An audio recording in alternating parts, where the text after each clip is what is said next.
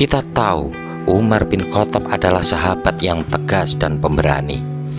Makanya beliau ditakuti oleh banyak orang, bahkan setan sekalipun takut kepada Umar. Dilihat dari sejarahnya, karakter Umar bin Khattab terbilang kuat dan keras, baik ketika belum masuk Islam maupun sudah menjadi Muslim. Dalam banyak kisah sahabat Umar bin Khattab ketika menghadapi suatu hal, pasti beliau selalu mengandalkan akal dan fisik.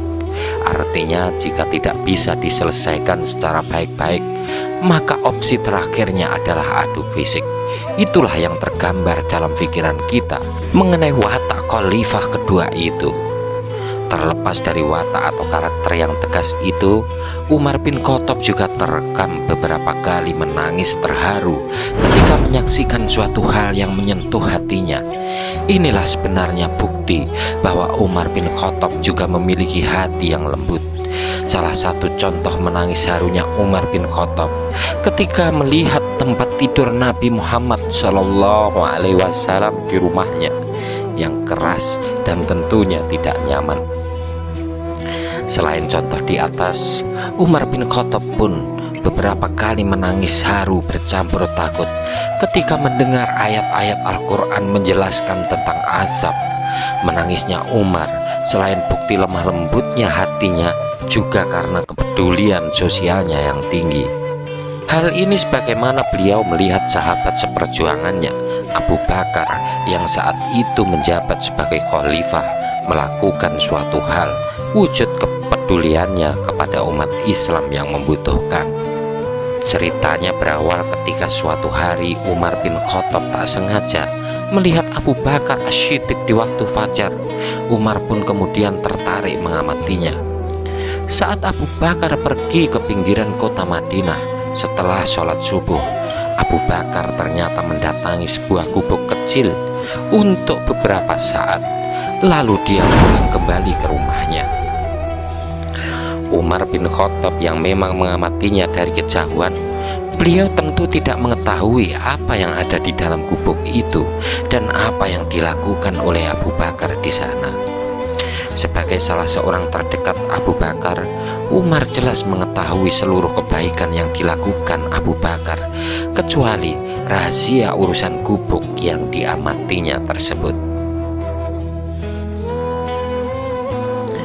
Hari-hari terus berjalan, Abu Bakar As-Siddiq tetap mengunjungi gubuk kecil di pinggiran kota itu.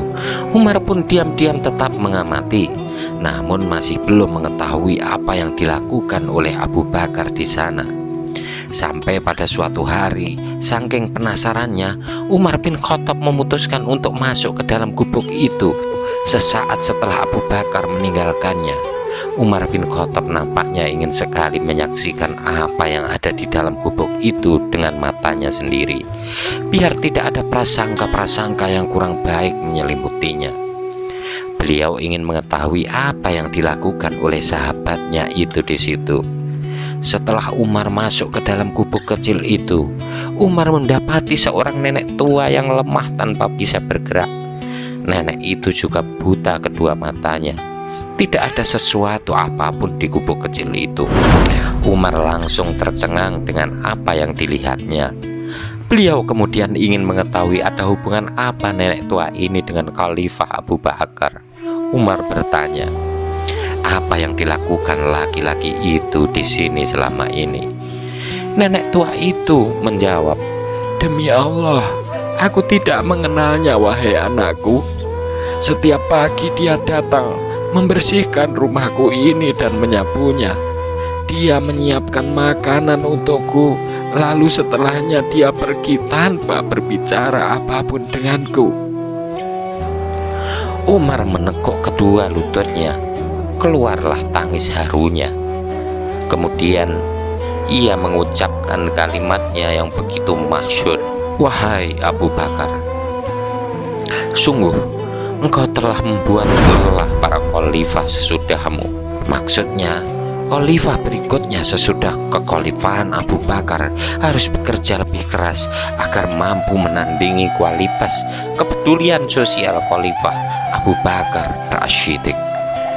Sungguh luar biasa, Abu Bakar seorang khalifah yang mampu melakukan tugas pemerintahan dan kemanusiaan dengan sama-sama baiknya. Di kemudian hari, Umar bin Khattab saat menjadi khalifah menggantikan Abu Bakar meneladani kepedulian beliau dengan sering belusukan di pinggiran kota Madinah pada malam hari. Hal itu beliau lakukan karena untuk mengetahui cara langsung keadaan warga-warganya yang kemudian beliau bantu kesusahannya. Setelah itu, dengan penyamaran saat belusukan, Umar mendapatkan saran dan kritik yang membangun dari warga-warganya. Kinerja dan akhlak pemimpin-pemimpin awal Islam memang patut kita teladani.